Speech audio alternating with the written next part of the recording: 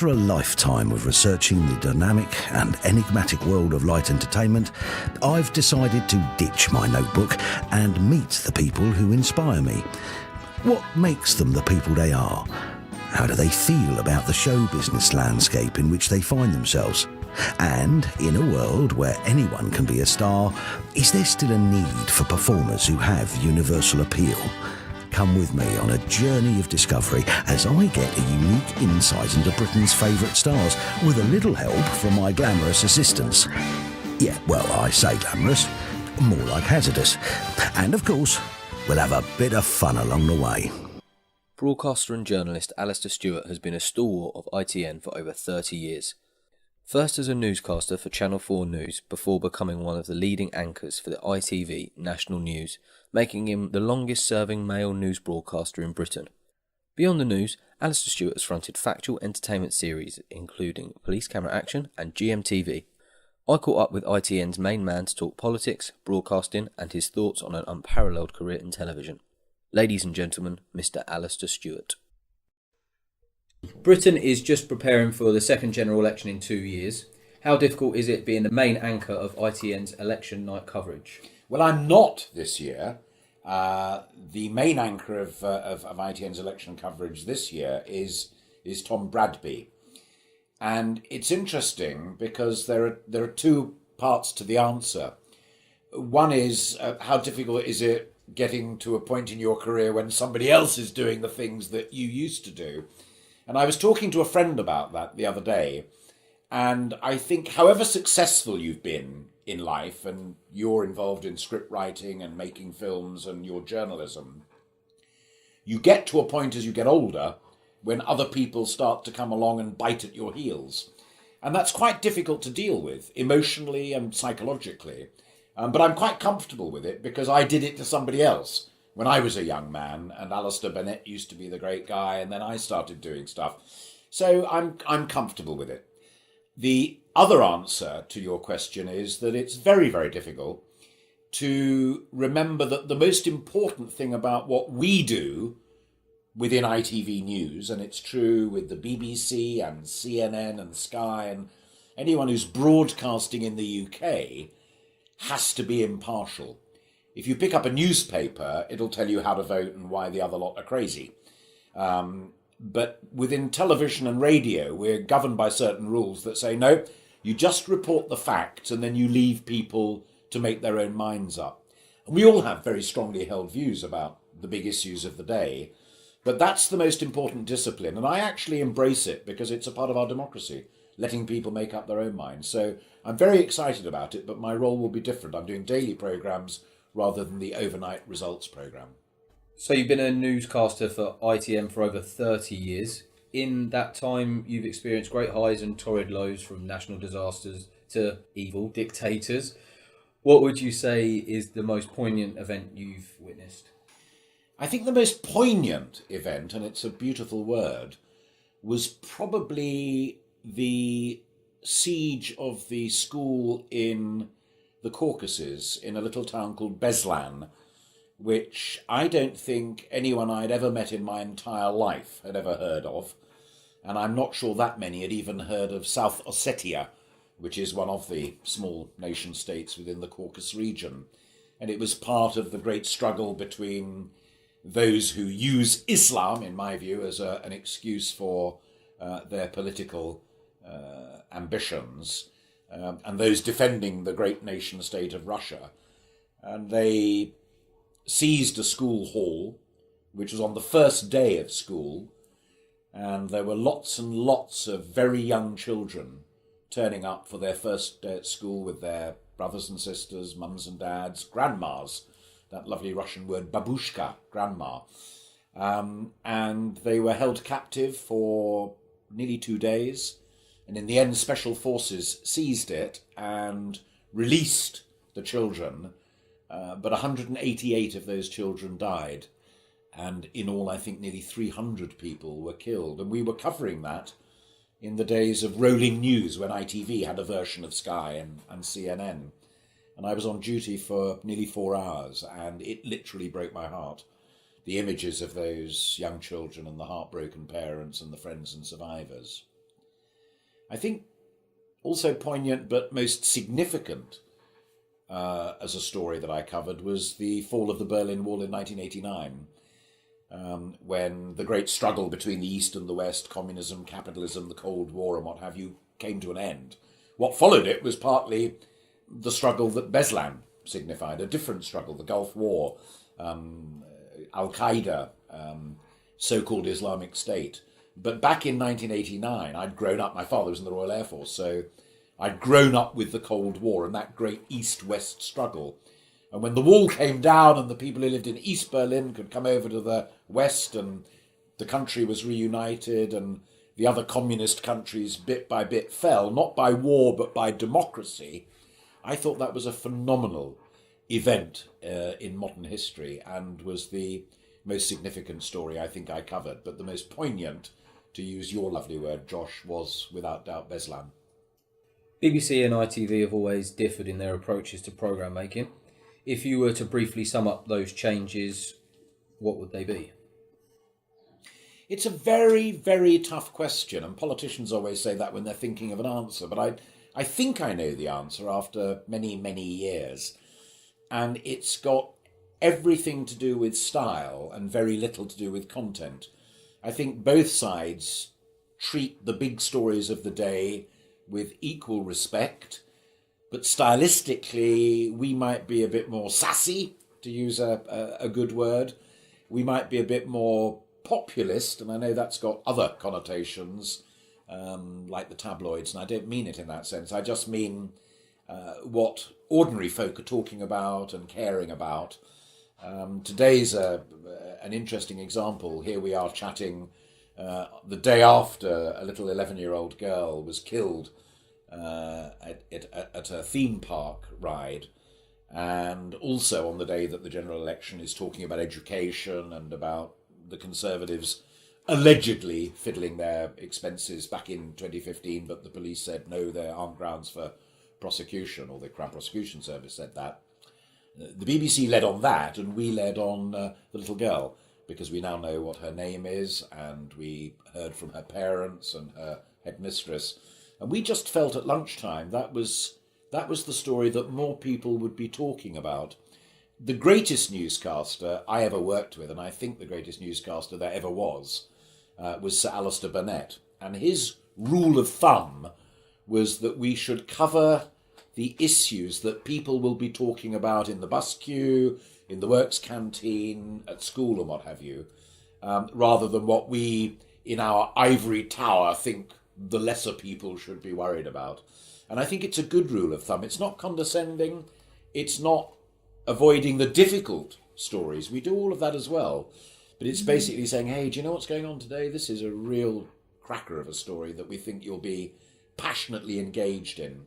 And I think the BBC sometimes miss a trick with that. I think they're a little bit more predictable, and I think we're sometimes slightly off the wall, and I quite like that. From a visual point of view, what impact do you think a dual presenting team has on the viewer as opposed to a lone newscaster? And I'm not sure that it's such a trouble about what it looks like. I'll tell you the truth. One of the main reasons that it developed was to deal with breaking stories.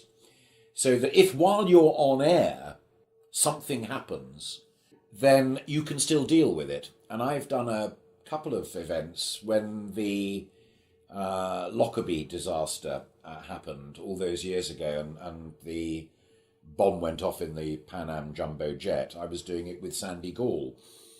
And what happens is that while Sandy was speaking, and was either making it up from the notes that he was reading or had a script that the producers had written for him, I was looking up everything else and being told what was going to happen next and who we were going to be talking to and where he or she was.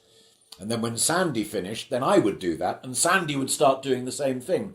So it kind of gives you, it's a double-barreled shotgun approach. You've got someone to work with, and you've got a newscaster who's speaking and another one who becomes a kind of researcher, producer. And I think that can be very, very effective. I mean, we now do single presenting on the News at 10 with Tom, and that's absolutely fine. And that's the pattern that we've moved to. But I think we may find when those big breaking stories happen that sometimes we'll sit back and wish that we'd stuck with too. It also, funnily enough, one other little thing, and your question mentioned at the beginning about what the viewers make of it, the presentation of it. It also, in the old days, used to give you that brilliant chance of having a man and a woman reading the news. And gender balance, I think, is important. I genuinely do. I mean, we employ very good women in the past. We've employed them going right back to Selina Scott, and Juliet Chingham is now with us, and we also have worked alongside terrific people in the past like Carol Barnes. And they were only ever newscasters because they were very good journalists. They happened to be women. But it was quite nice saying, here's a bloke doing his bit and here's a woman doing her bit. And I quite like that as well, because I don't think news is simply something for men in grey suits, and in my case with grey hair. What's still the thrill of live TV for you? The thrill of television news is that literally no day is the same. I never have to go to work thinking I've got to sell another 10 insurance policies today or hang another 10 doors on a motor car out in Dagenham. I always know that when I go in, whatever I heard last thing last night, which was Mr. Trump and sacking Mr. Comey, the FBI director, that there'll be developments on that. There'll be other stories that I had no idea were going to happen. And that's very, very exciting. I think also the thrill of it, to be more specific in answer to your question, is the thrill of the responsibility of millions of people, literally, over the week, saying, oh, it's 1:30, or oh, it's 6:30, and I'm going to listen to that Alastair Stewart tell me what's been happening in the last 12 hours. And if you sit down quietly on your own and think about that, it is a terrifying responsibility, but it's also a great thrill. It's like Lewis Hamilton must feel when he sits down behind the wheel of his Mercedes motor car. Someone's trusted me with this extraordinary responsibility and this extraordinary bit of kit, and I better get it right. So I still get an absolute buzz that every day is different, and I get a phenomenal surge from thinking, they trust me, they believe me, and I better get it right. In terms of icons of political journalism, Britain has had more than its fair share. I'm thinking about Robin Day, Alastair Burnet and Richard Dimbleby. How important were these figures on the direction of broadcast journalism? Absolutely crucial. You're spot on, and that's a very, very good list. I mean, Richard was a great anchor man and sat there with his suit and sometimes even a bow tie, although that was more Robin's thing. But also he was the first reporter, not newscaster or anchorman, but reporter, into Beslan, the concentration camp at the end of the Second World War. And here we are in 2017, and what he reported on in 1945 is still worth listening to, because it is a master at work. It's moving, it's reflective, it's balanced, it's powerful. And he used the potency of the pause and the strength of the silence. It wasn't just wall-to-wall words. He was an absolute genius. Robin Day, I'm glad he's on your list, because Robin was the first one who said, we don't just go up to senior politicians and say, excuse me, Minister, may I ask you how you're feeling about so-and-so? He confronted the Japanese trade minister, who'd just arrived for a big set of talks in London, and said, why is your country copying our ball bearings and putting our people out of work? And the Japanese trade minister looked as if someone had told him to go in the corner and commit suicide. It was an amazing point, a breakthrough point in how television journalism is done. And Burnet, as I said to you earlier, was a very, very dear friend. I was one of the two speakers at his memorial service with my other dear friend, Andrew Neil, who worked with him at The Economist, and I worked with him at ITV News for years and years. He was first and foremost a gentleman. He wasn't an egotist. He wasn't some vanity superstar. In fact, he always said, never forget that it's the news that's the star, not the person reading it out. His work rate was phenomenal. He never went into the studio without knowing everything that you would want to know about a budget, about a general election, about whatever it might be. He respected his colleagues. He was very kind and very supportive. He respected young people like me on the way up, but if we put a foot wrong, he'd tell you very gently and very quietly. And also, he knew as much about football, particularly Partick Thistle, that was his club, but he knew as much about football as he did about politics. Because again, it was his great belief that we're there to serve ordinary people. And he didn't mean that as condescendingly ordinary. He talked about the plain folk, just ordinary men and women going about their daily business, trying to make a living, trying to survive. We weren't doing a programme that was just for really clever people who all went to Oxford and Cambridge. We were doing it right across the spectrum. And so I think, as I say, David set standards as a reporter-presenter, Robin set standards as a presenter-interviewer, and Alastair just wrote the textbook on it.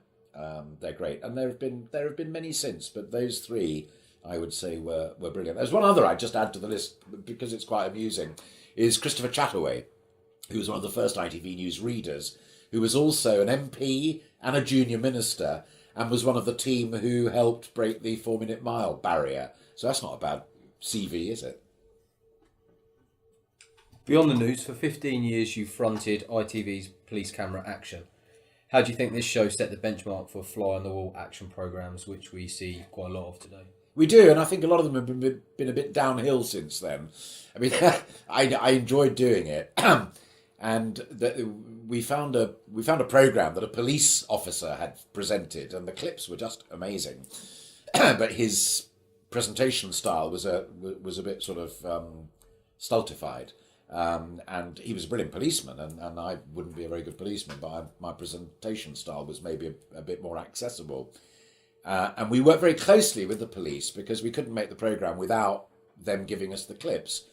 And our driver, no pun intended, was always, are people going to learn something from this as well as be entertained? So here's a crazy thing that somebody's done. Oh, look at what he's just done. He's... But watching it, you'll think, blimey, I'm never going to do that. And so I think it had some merit. And I think nowadays, I mean, we don't do it anymore because we think it ran its time. But I think nowadays, sometimes it's just the crash stuff and it's pure entertainment. So I think as a reality programme, it was honourable. And it did phenomenal business for, as you say, the best part of a decade. But I think it's had its day. You also occupied a significant place on the famous GMTV sofa when you fronted the Sunday morning politics slot from 1995 to 2001. Do you think GMTV is missed by the British public? I think that... I'm pausing to think how to put this without upsetting anybody. I think what we're missing is that Sunday morning programme on breakfast television. What we've got in its place is Robert Peston doing the main ITV network one, and what we used to have was the Weekend World programme that Jonathan Dimbleby did, and Matthew Paris did, and various other people. And there was something, it goes back to my thing about news for ordinary folk. And what we tried to do on that Sunday morning programme, the Sunday programme, was to make politics accessible to ordinary folk again. And I think, I mean, I watch Peston and I really genuinely enjoy it. I think it's fantastic. But I'm a junkie, I'm an anorak. And I think the same is true with Andrew Marr's programme. And Good Morning Britain is a good programme, and I think that philosophy applied to politics might be worth a try again, because ordinary folk, go back to Burnet's point about, just the plain folk, it's quite a job to get them interested in politics. And if you have very complicated, very detailed interviewing, sometimes you're not just getting the basic stuff that people are worried about. You're crunching numbers and quoting things where people have changed their mind. All of that's really important. Don't get me wrong, that really does matter. But you sometimes want an interview where it's just about somebody who's concerned about how their kids are going to cope at school. And what are the basic choices that are on offer? What's the difference between what the Tories, the Liberal Democrats or Labour would do about my school? That's what I want to know. And that's what we used to try and do with the Sunday programme. So I kind of miss that. And it would be nice to see it again. I don't want Peston to stop, and I certainly don't want Andy Marr to stop either, because they're great. But it would be nice if we could find somewhere in the slot, because we were very early. We were on about 7 o'clock in the morning, if I remember rightly. So you could still find a space for it, even though it is a very crowded agenda, because you've got John Pienaar on Radio 5, who's brilliant, and you've got Andrew Neil later on at lunchtime on BBC as well. So it's quite crowded, but it would be nice to have a programme that pitched itself directly at that middle market. That would be my view. Looking back over your career, what's your proudest achievement? Oh, Berlin, undoubtedly. And we talked a little bit about it before, but let me add something to it I mentioned in passing. I went to school, Catholic boarding school. My father was a middle-ranking senior officer in the Royal Air Force. It was a very conservative background with a little c, because being a serving officer, he didn't have any public politics. He had them when he retired because he served the Queen, not the Prime Minister. And then as I went to university, I became a bit of a lefty and not quite a ban the bomber, but I was more on that side of things. And my dad and I used to have wonderfully constructive arguments about world peace and the bomb and what have you. And I felt the world would be a better place without it, and he felt the world was a safer place with it. And as long as both sides had it, they wouldn't use them, but they would eventually sort their differences out. And that's what he was all about. That was his career. And I adored my father, absolutely worshipped him. He was one of the cleverest, nicest, loveliest men I ever knew. He was my dad, so I'm slightly biased, but some people aren't that lucky. They look back on their childhood and think, they were a bit odd or whatever. But I have no doubts about that at all. I was blessed, as indeed was my brother. And I remember standing in Berlin in 1989 thinking to myself, the old bugger was right. Here we are, we've just seen the end of communism, the end of the Cold War, and there hasn't been a world war. There were many souls who lost their lives trying to escape from the East to the West, and we remembered and honoured them at the time. But from 1945 to 1989, there hadn't been a global struggle.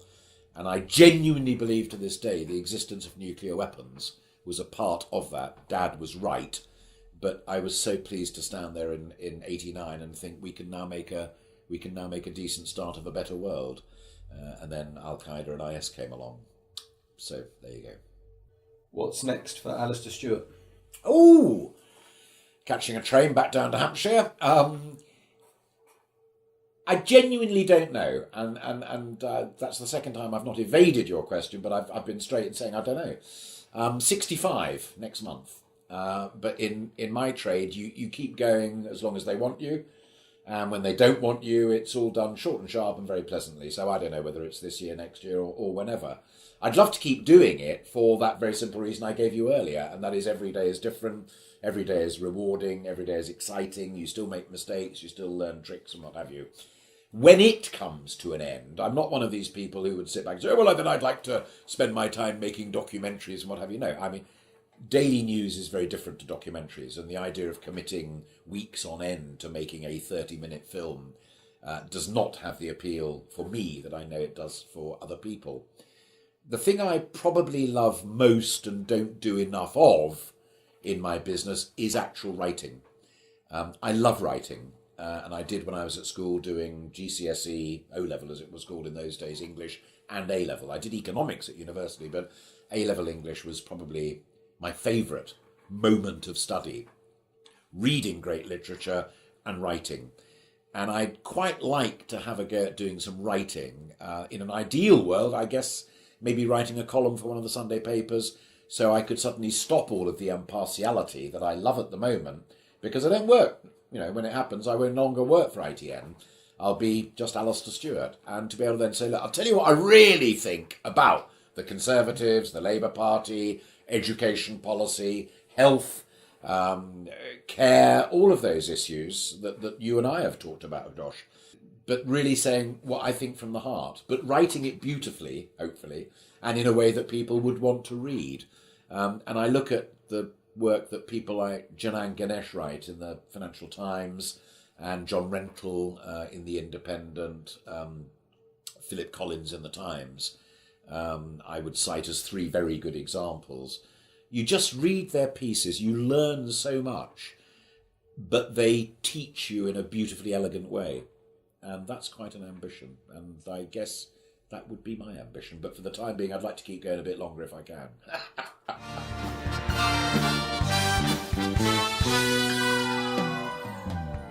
A big thank you to our guest for being the subject of another Beyond the Title interview. If you like this, why not browse the website and see if there's anything else that takes your fancy. Don't forget to like our Facebook page to receive updates of forthcoming interviews and to see more information about me and what I do. Thanks again, and hopefully see you next time for another Beyond the Title interview.